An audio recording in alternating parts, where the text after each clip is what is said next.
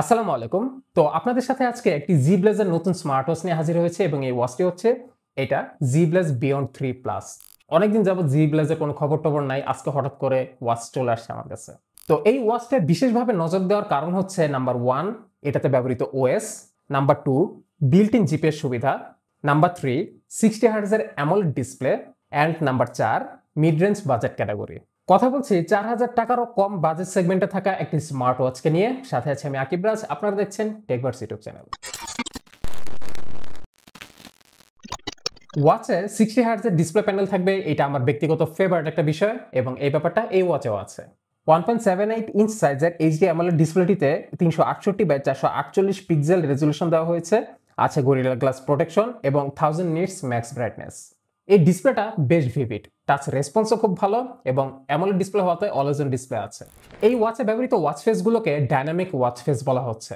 এর কারণ হচ্ছে আপনারা যখন অ্যাপস থেকে এই ওয়াচের ওয়াচ ফেস চেঞ্জ করতে যাবেন, প্রতিটা ডিজাইনের সাথে বেসিক্যালি দুটো করে ওয়াচ ফেস আসে। ফলে আপনি যখনই কোনো ওয়াচ ফেস চেঞ্জ করবেন তখনই দেখবেন যে আপনার অলওয়েজ অন ডিসপ্লের যে ওয়াচ ফেসটাও আছে সেটাও ওই কারেন্ট ওয়াচ ফেসের সাথে ডিজাইনের উপর ভর করে চেঞ্জ হয়ে যাচ্ছে। ফলে আসলে যেটা হয়েছে যে এই ওয়াচটা যখন আপনি এরকম রেজ টু ওয়েক করবেন তখন আসলে এটা অলওয়েজ অন ডিসপ্লে থেকে মেইন ডিসপ্লেতে যখন শিফট হবে এখানে একটা সিমলেস এক্সপিরিয়েন্স চলে আসে। ব্যাপারটা আসলে খুবই ভালো লাগে বিকজ এই ধরনের ফিল সাধারণত খুবই এক্সপেন্সিভ ওয়াচে পাওয়া যায় এবং বাজেট ওরিয়েন্টেড ওয়াচগুলোতে এমনটা দেখা যায় না, কিন্তু এটাতে দেখা যাচ্ছে। ওয়াচের বডিতে অ্যালুমিনিয়াম অ্যালয় ফ্রেম ইউজ করা হয়েছে আর পেছন সাইডটাতে প্লাস্টিক ব্যাকশেল ব্যবহৃত হয়েছে। এই ওয়াচের থিকনেসটা আসলে একটু মোটার কাতারেই, 12.5 মিলিমিটার থিকনেস এবং ওজন প্রায় 47 গ্রাম, যা হালকাই বলা যায়। আমি একে হাতে ব্যবহার করে বেশ আরামদায়কই ফিল করেছি, স্পেশালি এটা যে স্ট্র্যাপটা খুবই সফট এবং খুবই মোলায়েম, ফলে আসলে এটা হাতে খুব আরামদায়ক লাগছিল পরে। কিন্তু একটু মোটা সোটা ওয়াচ হওয়ার কারণে মনে হয় যে হাতের মধ্যে একটু বেশি কিছু নিয়ে ঘুরতেছি। ব্যক্তিগতভাবে আমার কাছে স্লিম স্মার্ট ওয়াচের বডি ভালো লাগে, আর একটু স্লিম হলে ভালো হতো, বাট আপনাদের কাছে এই বিষয়টা যারা ইস্যু না তাদের জন্য এটা কোনো সমস্যা না। আর হ্যাঁ, বক্সের মধ্যে এক্সট্রা কোনো স্ট্র্যাপ নাই। আপনারা পাশে কিন্তু এই যে বাটনটা দেখতে পাচ্ছেন এটা কিন্তু রোটেটিং ক্রাউন বাটন এবং এটা নাকি স্টেইনলেস স্টিল দিয়ে মেড হয়েছে। সো বলা যায় যে অনেকদিন যাবত ইউজ করলে ওয়াচে পানি টানি লাগলে এখানে কোনো জং টং ধরার কথা না। আপনার ওয়াচের ডান পাশে পাবেন মাইক্রোফোন, বাম পাশে পাবেন স্পিকার, বিকজ এটাতে ব্লুটুথ কলিং ফিচার আছে। আর হ্যাঁ, ওয়াচের এই বডিটা কিন্তু 3 ATM ওয়াটারপ্রুফ। তো এই ওয়াচটিতে ব্যবহৃত হয়েছে ক্রিকি ওএস এবং এই পর্যন্ত আমি বেশ কয়েকটা সফটওয়্যার আপডেট পেয়েছি।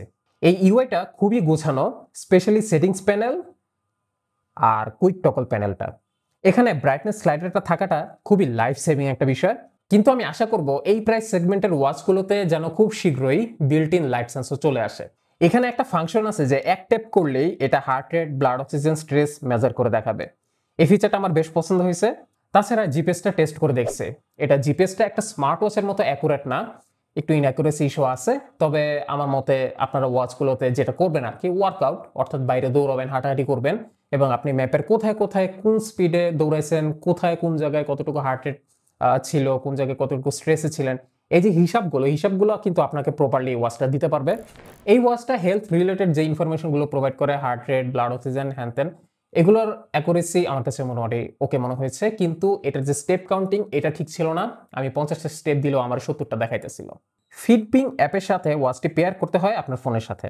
এটি কিন্তু অ্যাপল হেলথ সাপোর্টেড এবং অ্যালেক্সা ভয়েস অ্যাসিস্ট্যান্ট সাপোর্টেড। অ্যাপের সাথে কানেক্ট করা খুবই ইজি প্রসেস। এখান থেকে ওয়াচ ফেস আপনারা চেঞ্জ করতে পারবেন, ফার্মওয়্যার আপডেট দিতে পারবেন, ওয়ার্কআউট ডেটার ডিটেল বর্ণনা দেখবেন, এই তো এইসবই করবেন।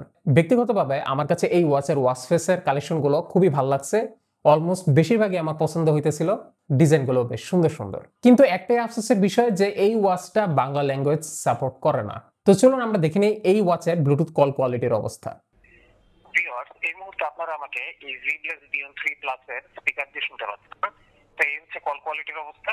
আমার কাছে ব্যবহার করে যেটা মনে হয়েছে যে সাউন্ডের মধ্যে বেশ ভালো ক্ল্যারিটি আছে, যদিও লাউডনেসটা মিডিয়াম লেভেলের, কিন্তু ওর জন্য ঠিক আছে আর কি। এমনকি ঘড়ির মাইক্রোফোনের সাউন্ড কোয়ালিটিও ভালো ছিল, আমার কথা অপর পাশে ভালোভাবেই শুনতে পাচ্ছিল। সেই সাথে ব্যাটারি ব্যাকআপটা ভালো ছিল। এটার অলওয়েজ অন ডিসপ্লেটা অন রাখলে প্রায় 3 থেকে 4 দিন, আর যদি অফ রাখতে পারেন তাহলে রেগুলার ইউসেজে প্রায় 8 দিনের মতো এটার ব্যাটারি ব্যাকআপ দিতে পারে। অ্যানস্ট্রেট ইন্টারন্যাশনাল হচ্ছে এই Zeblaze প্রোডাক্টগুলোর বাংলাদেশের ন্যাশনাল ডিস্ট্রিবিউটর এবং তারা এই মুহূর্তে জেলাভিত্তিক ডিস্ট্রিবিউটর খুঁজতেছে। আপনারা যারা ইন্টারেস্টেড তারা কিন্তু ডিসক্রিপশন বক্সে দেওয়া আছে ইনফরমেশন, সেখান থেকে তাদের সাথে যোগাযোগ করতে পারেন। আর ওয়াচটিও যারা আপনারা কিনতে আগ্রহী তারা অবশ্যই ডিসক্রিপশন বক্সটি চেক করবেন, সেখানে ইনফরমেশন দেওয়া আছে।